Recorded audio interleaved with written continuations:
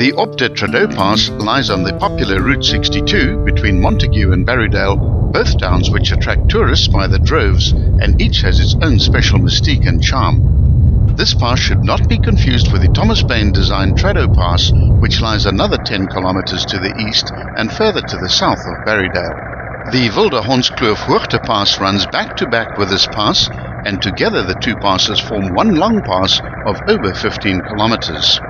The Tradouw Pass has an altitude variance of 300 meters with an average gradient of 1 in 18, with the steepest parts reaching 1 in 15. It provides beautiful views of the Tradouw Valley, peppered with fruit orchards and dams, with the Langeberg Mountains in the background. The pass is modern, well-engineered and safe, providing the speed limits and barrier lines are adhered to. The pass starts at the summit where the Wilde-Hondskloof-Hoogte Pass ends.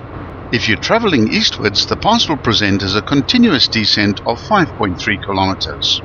It starts at 728 meters above sea level just after the Sanborna turnoff and ends at 431 meters at the crossing of a small river adjacent to a large farmstead.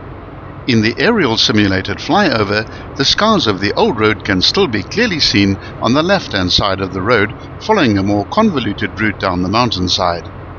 There are a total of 10 bends, corners and curves, a couple of which are quite sharp. Look carefully at some of the cuttings and how the engineers have stabilized the rock face.